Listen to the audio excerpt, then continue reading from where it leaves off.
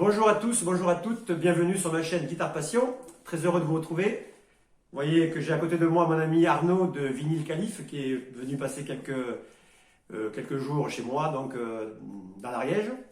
Donc très heureux de l'avoir avec très longtemps qu'on ne s'était pas vu, de faire une petite vidéo ensemble, de parler un petit peu de musique.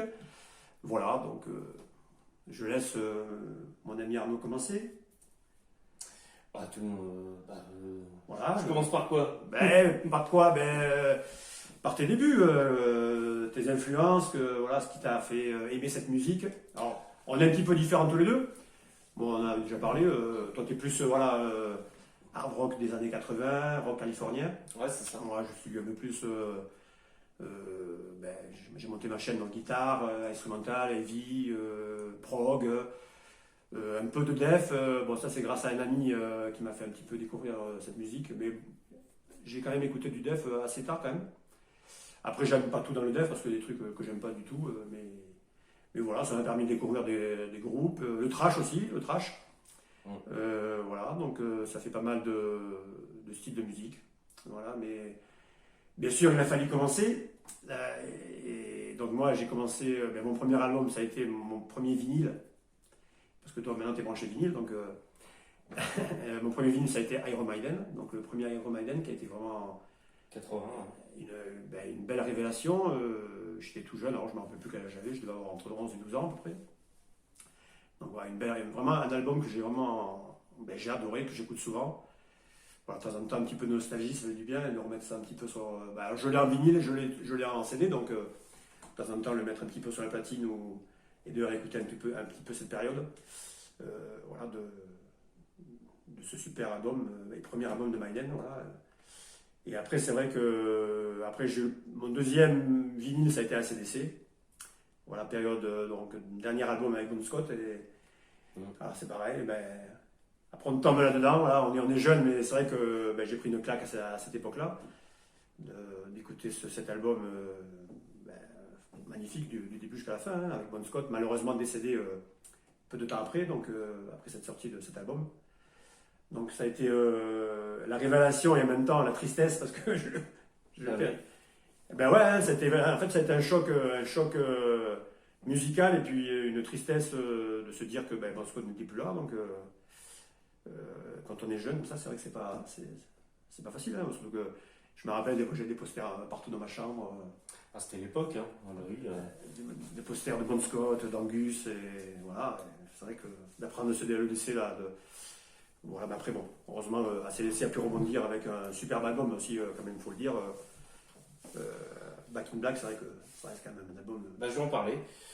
Alors moi je t'explique que j'écoute de la musique depuis, je vais pas dire depuis le berceau, hein, mais c'est tout comme. On a un peu, alors c'est vrai qu'il faut dire, on a peut-être à peu près une dizaine d'années de différence. Ouais, c'est ça. Oui, voilà, ce qui est pour ainsi dire pas énorme. Non. Forcément, toi aussi, tu as commencé de toute façon jeune. Très très jeune. Je t'explique comment c'est venu mon choc pour la musique. C'est venu, tiens-toi bien, à l'âge de 3 ans. C'est pas une connerie. Non, mais après.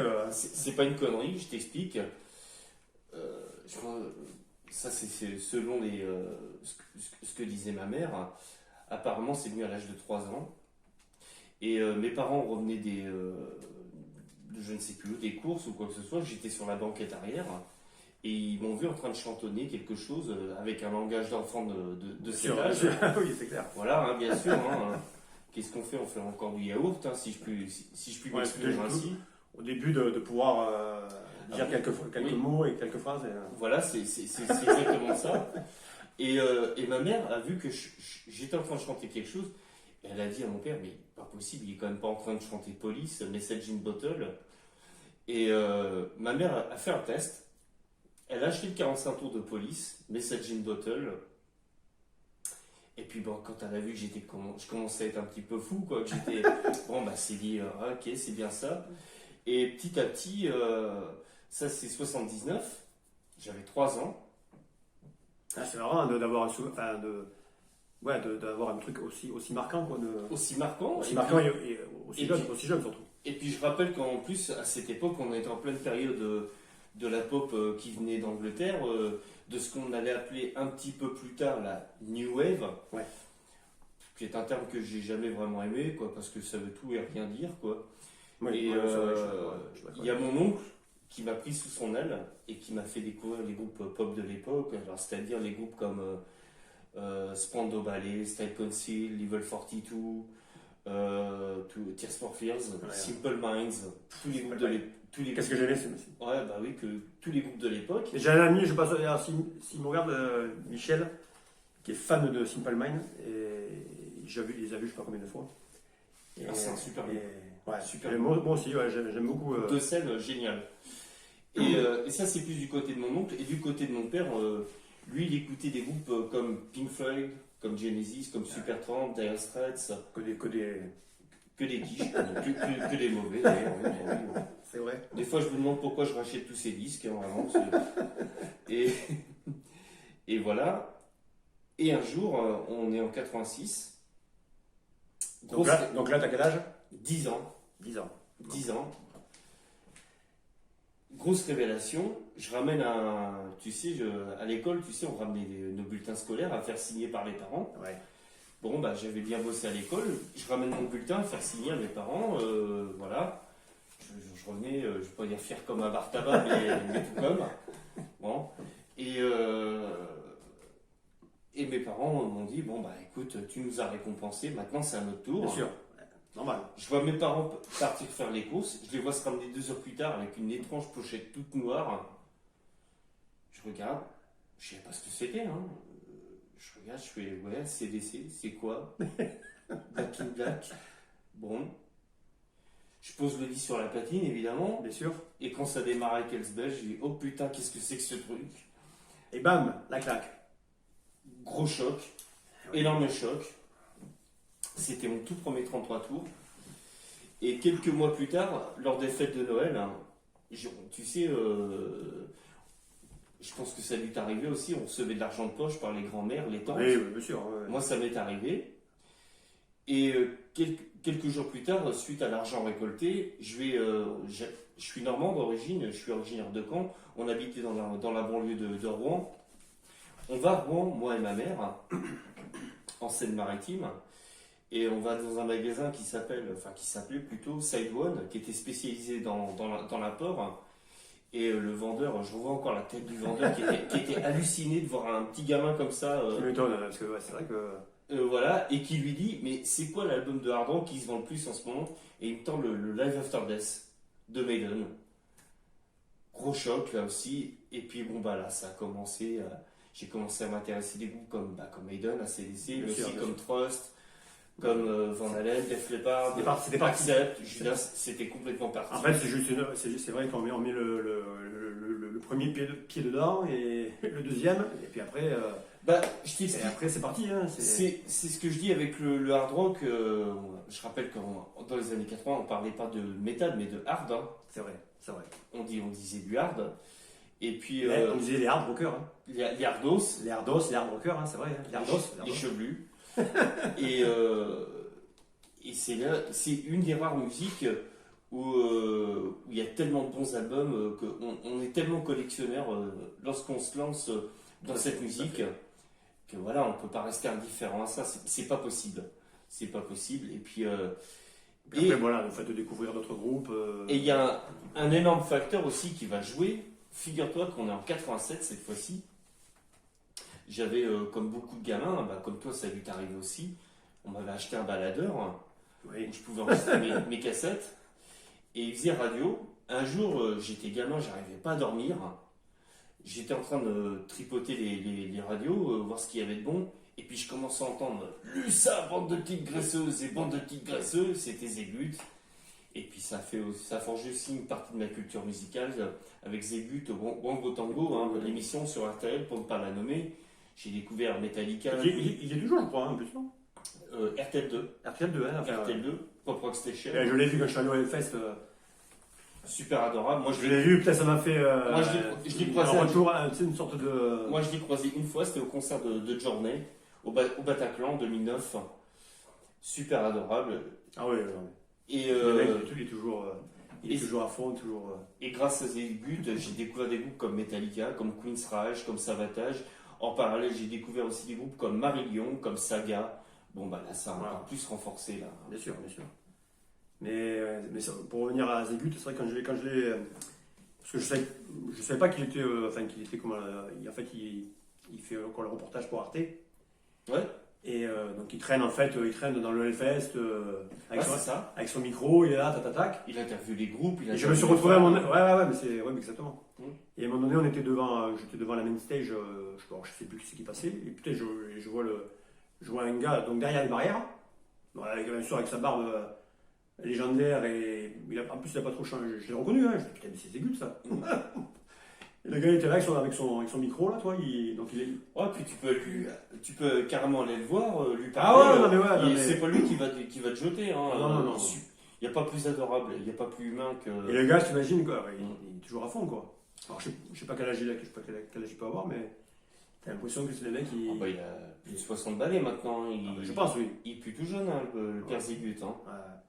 Mais c'est vrai que t'as l'impression que le mec il a traversé les. Et c'est pas tout pour ce qui est de parcours musical. Là, on est fin des années 80. Alors, j'ai déjà été attiré par la pop rock, évidemment, et par le hard. Et en parallèle de ça, j'ai commencé à écouter une radio qui s'appelle toujours d'ailleurs RFM.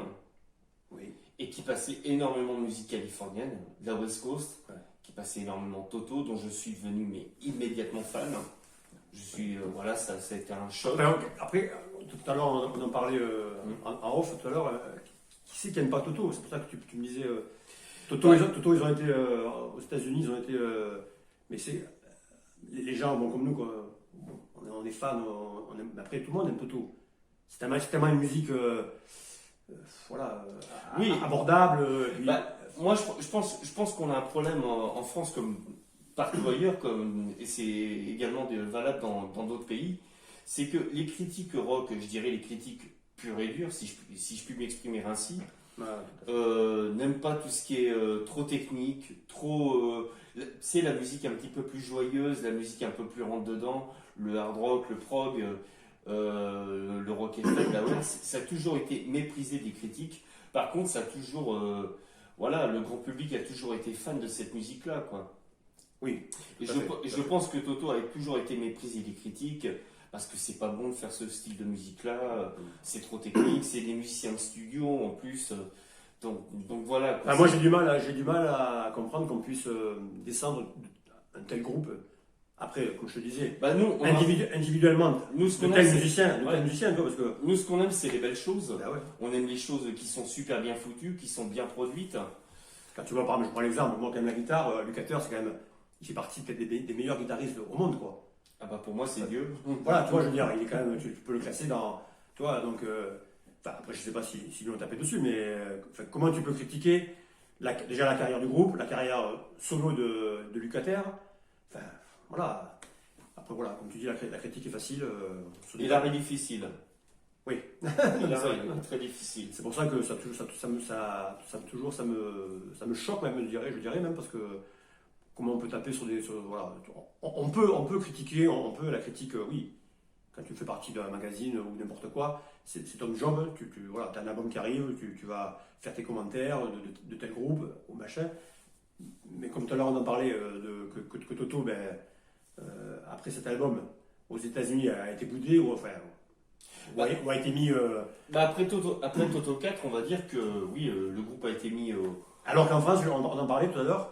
En France, il y a un amour, et puis les Français, c'est depuis des années que Toto, en France, c'est des disques vendus à l'appel, c'est des salles qui sont blindées des mois à l'avance. Ouais. Et depuis très longtemps. Oui, mais en France, depuis très longtemps. Au Japon, on en parlait. Au Japon, le succès a toujours été là pour Toto, hein, comme pour d'autres, hein, pour Journey, pour Survivor, Foreigner. Ça, c'est pour le côté FM, hein, et puis pour le côté West Coast, évidemment, les Christopher Cross, les Steely Dan, les Richard Marx. Après, les Américains, c'est vrai que des fois, je les comprends pas tout à fait, des fois, sur certains trucs. Mais c'est la musique, mais c'est pour d'autres choses aussi. Hein. Oui, bah, Alors que bah, les Amerlocs, ils sont capables du bon comme du voilà, pire. voilà. Alors Oui, je voilà. crache pas dessus parce que je vais pas cracher parce que là, même au niveau des films que je regarde, il y a beaucoup de films américains, la musique. Mais des fois, je les comprends pas trop parce que je sais pas, ils ont des réactions un petit peu toujours un peu décalées, un peu. C'est leur mentalité, je sais pas, enfin, c'est comme ça. Hein. Mais bon, bref. Et alors moi, je veux revenir. Tout à l'heure, tu parlais de révélation. Alors, moi, c'est vrai que je ne veux pas dire que j'ai déjà eu une révélation en écoutant le premier Maiden, ACDC. Moi, ma révélation, je peux la montrer. Bon, après tout à l'heure, on en parlait aussi en off. Voilà, moi, c'est cet album, en fait. Je peux le montrer, toi. Bon, parce que je sais pas, je ferai bientôt une... Alors, lui, c'est vrai qu'on en parlait tout à l'heure aussi. Un guitariste très humble qui sait pas jouer vite. Hein. Je veux dire, soit on peut l'aimer ou soit le détester. C'est qui est mon cas aussi des fois, parce que des fois, il a eu des fois où il m'a énervé. Il m'a énervé parce que... Bah, t'es pas le seul. Hein. Voilà, alors oui, voilà. Mais après, je suis indulgent aussi parce que c'est grâce aussi à cet album que j'ai écouté la première fois. Alors, je vais faire un peu de pub à Hit Emport, donc magasin qui se trouve à Nice. Rue de l'Épante, voilà, un vieux magasin qui est toujours en place. Et heureusement, c'est super, qui ont fêté il n'y a pas très longtemps leurs 40 ans. Et c'est en fait, c'est Fifi de Hit. Alors, si vous regardez la vidéo, peut-être un jour, c'est lui en fait, qui m'a sorti cet album. Voilà, donc je ne connaissais pas du tout. Et ben j'ai pris une claque. Voilà. Donc, il n'y a que 3 morceaux sur cet album. Mais voilà, en plus, on voit le maestro avec sa position. Et c'est vrai que ben, cet album, il m'a retourné. Et ben, voilà, après ça a été ben, le suivi de ce guitariste qui a sorti. Donc, il avait sorti en 84 le premier instrumental et après Machine Out qui a suivi dans la même année. Et puis voilà, après c'était l'aventure. L'aventure avec Ingui, ben. Mais c'est prolongé jusqu'à aujourd'hui. Hein. Mais c'est vrai que la première fois que j'ai vu en concert, c'était en 94, donc ça, quand même, ça faisait du temps par rapport à cette année-là, 85. Mais c'est vrai que la première fois que j'ai pu le voir dans la tournée, c'était Seven Side, je crois. Donc à Toulouse, j'étais sur Nice, mais j'étais venu à Toulouse pour venir le voir. Et le voir en vrai, en chair et en os, tu vois, l'individu. Mais non, après voilà, c'est vrai que quand je dis on l'aime, on l'aime pas, c'est un mégalo, on peut dire une tête de con, c'est tout ce qu'il veut, mais moi, comme on en parlait tout à l'heure aussi, si on parle musique, bon, même s'il n'a pas fait que du bon, mais voilà, moi, ses premiers albums, c'est vrai que ses 4-5 premiers albums sont énormes, puis il a mené tellement d'influence à énormément de musiciens. Moi, je me rappelle à l'époque quand j'achetais d'autres albums d'autres guitaristes qui faisaient des albums instrumentaux, beaucoup de guitaristes. Il y avait toujours derrière, tu retournais l'album, tu regardais les remerciements et il y avait souvent il y avait Ingui. Les influences, Malmsteen, bon voilà. Donc, qu'on ne l'aime pas, c'est quand même une personne qui a apporté énormément à la guitare. Moi je dirais qu'il y a eu Van Halen, il y a eu Eddie, si on revient, on peut revenir beaucoup en arrière, il y a eu Hendrix, c'est sûr. Il y a eu Eddie Van Halen, on peut citer Malmsteen aussi. Bah, Eddie Van Halen, pour moi, c'est un de mes guitaristes préférés. Quoi. Voilà. C'est le tapping. Bien sûr. Moi, je pense que Eddie Van Halen, quand le premier album est sorti en 78, ça allait définir la génération d'après, les années 80. Parce que quelle claque aussi. Une claque immense. Je l'ai réécouté. Ça vieillit pas. Je l'ai réécouté, bon, parce que. Je trouve que la prod de Ten Top Allman est monstrueuse, et puis ça joue. Quoi. Moi, je l'ai réécouté suite à son décès là, le 6 octobre 2020, donc voilà, je me suis dit, enfin, bon, comme tout le monde, hein, c'était un choc d'apprendre le décès d'Eddie Van Halen, forcément. J'étais triste. Moi aussi, j'étais vraiment triste, et du coup, ben, j'ai toujours écouté Van Halen, mais je me suis mis, je sais pas pourquoi, j'ai voulu réécouter le premier album. Cet album, pareil, c'est un ovni, quoi. C'est le son de cet album, parce qu'on parle toujours de production, là on parle quand même de 1978. Hein. C'est ça. Donc voilà. 78. On est en 1978 et quand tu vois le son de cet album, les compositions, le son de la guitare de Eddie, enfin, pour moi c'est tellement. C'est ce qu'allait définir la guitare dans les années 80. Ils ont mis un coup là, enfin, pas levé comme on dit, un pavé tout le monde voulait lui ressembler après. Hein. Ah oui, c'est clair. Et puis les années 80, on venait naître David Bowie justement, mais aussi George Lynch, Vito Bratta, Voilà. Andy Timmons, Steve Vai bien sûr, Satriani bien sûr. Avec tous ces guitaristes, Voilà. pareil, les influences, on ne peut pas citer Eddie Van Halen, c'est obligatoire. C'est obligatoire, c'est un guitariste qui est... Pareil, moi quand j'écoutais le premier album, quand tu écoutes déjà le premier morceau, tu arrives à Eruption, tu écoutes ce truc là, tu te dis, Comment il fait qu'est-ce qui s'est passé Oui. qu'est-ce qui s'est passé dans le... Comme je reviens toujours, on est en 78, donc En plus, le gars, en plus, en il 78, réinvente le jeu voilà. en plus en 78, il y avait déjà il y en avait déjà de sacrés. Il y avait Blackmore qui était là, Bien sûr. Jimmy Page, Angus Young. Oui, oui, Et tout à je fait. pense que cet album, ça les a ringardisés, mais pour les. J'aurais pas aimé être dans leur rôle, hein, à dire vrai. Putain. Putain, c'est qui ce putain de guitariste qui arrive là, qui nous met. Enfin voilà. Et je me rappelle même qu'à l'époque, je crois qu'il y avait Kiss qui les avait. Gene Simons qui les a découverts. Qui les a découverts. Et j'imagine, en les écoutant, quand ils ont écouté pour la première fois, t'imagines un petit peu la claque que eux aussi, on parle de Kiss aussi, hein, donc ont dû prendre en écoutant. Je crois il leur avait même proposé de venir en tournée, de faire la tournée. Parce que je crois qu'ils avaient, à l'époque déjà, Kiss, ils avaient déjà un avion à faire, enfin un avion à eux. Bah oui, ça m'étonne pas. Voilà, donc pour revenir, enfin toi. Mais j'imagine aussi le choc quand ils ont dû écouter la première fois Van Halen. Putain, quel est ce guitariste? C'est tout sorti là. On tient la pépite, là. On tient le. Donc voilà, voilà. Et c'est vrai que sa perte, ça a été terrible, hein, parce que malheureusement, j'ai pas eu la chance de le voir. Et c'est toujours pas comme on en parlait aussi là, entre nous la dernière fois. Gary Moore, tous ces guitaristes malheureusement que j'ai pas pu voir, c'est terrible parce que voilà, tu te dis, j'ai loupé le coche, j'ai loupé le. Ah, il y a tout un tas. Je dirais qu'il y a tout un tas de facteurs qui rentrent Après, en compte. Hein. Après, c'est vrai qu'il tournait pas trop, il venait pas trop en Europe. Van Halen, Je parle, malheureusement. Bah, je dirais que Van Halen, c'est un petit peu comme Journey, un petit peu comme Kansas. Je dirais que c'est des groupes qui sont tellement américains Voilà. que c'est concentré uniquement que pour le marché américain, quoi. Nous, les Européens, malheureusement, on n'a plus que nos yeux pour pleurer. Bon, on peut se contenter avec les disques. Bien sûr, bien sûr. Mais c'est vrai qu'ils en parlaient. Alors, je sais pas si c'était une rumeur ou. Ils en parlaient au Hellfest de Van Halen, bien sûr. Oui, ouais. Hein, Il parlait de les faire venir. Ouais. de les faire venir. Comment il s'appelle le patron du Hellfest, Ben Barbeau. Ben Barbeau. Hein. Alors, quand j'ai entendu ça, je me suis dit, putain, si un jour, bien sûr, ce jour devrait arriver que Van Halen soit en tête d'affiche au Hellfest. Bon, je explique pas le bordel parce que au Hellfest, mais malheureusement, voilà. Ça ne se fera jamais. Ça ne se fera jamais et c'est bien triste.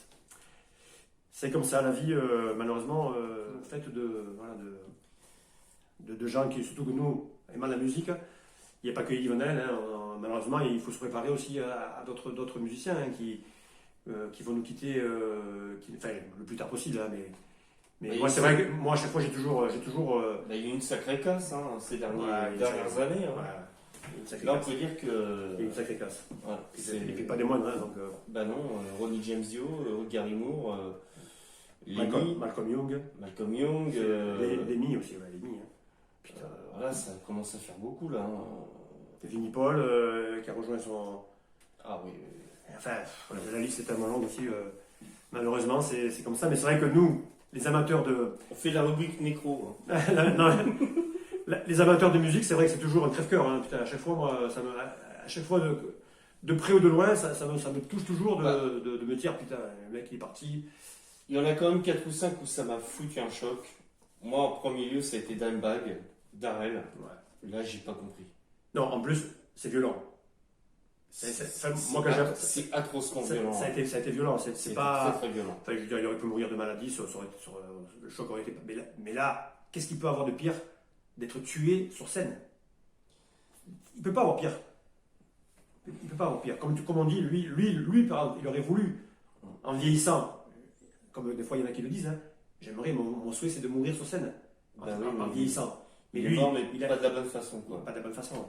Et en plus, apparemment, c'est par rapport à la dissolution de Pantera. Ce qui est un prétexte complètement stupide. C'est... Mais ce que l'enquête a révélé, c'est qu'il y a une perquisition chez Nathan Gale, le tueur de Dimebag Darrell. Ouais.